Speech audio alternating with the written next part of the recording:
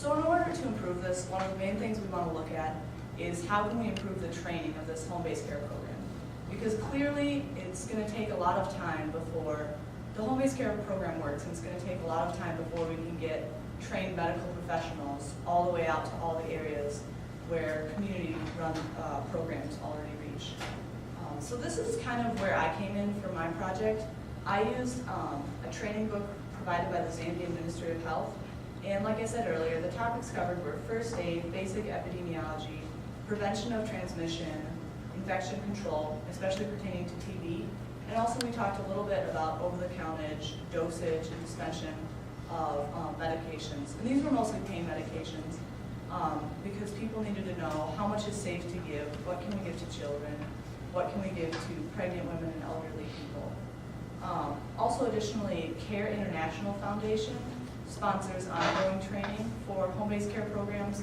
They do seminars where they come into the villages, and for a day, it's like an in-service program. They go over all these things with a continual safety emphasis. This is really the thing we want to drive home most when we're training for home-based care. It's really important that these people understand the risks, and they do everything they can possibly do to prevent them and protect themselves.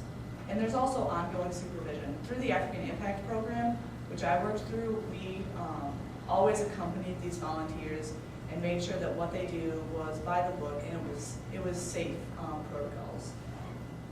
Another issue was the lack of funding. There is current funding, and I'm going to go over a couple of the external organizations that fund these programs. The United Nations Development Program, the USAID program, which is the United States Agency for International Development, the Happy Africa Foundation, more locally in Zambia. They oversaw the African Impact Program and everything we did in the Livingstone area.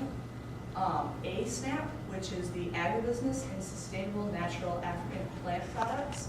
And I'm going to talk about what they do specifically in the next slide. The Republic of Zambia Ministry of Health obviously supports these programs.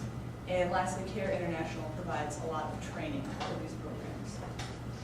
In terms of sustainable funding, startup funds are almost always provided by non-governmental organizations, and USAID actually does a lot with these organizations to start them out. Sustainable farms, also operated by community members and volunteers, are very often used to cover the continual costs of first aid supplies and medications and things like that.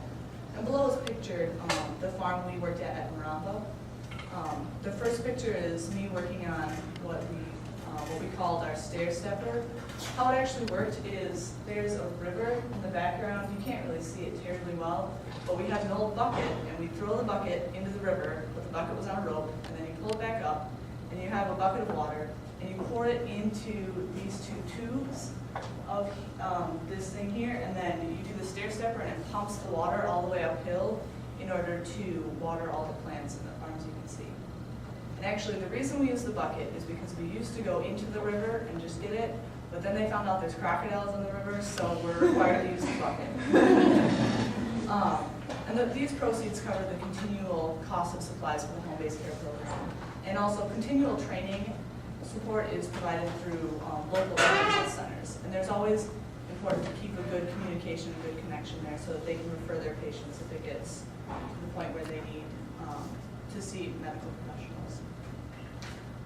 And in conclusion, although imperfect, home-based care is a solution that's able to reach many people who would otherwise gone without any amount of health care.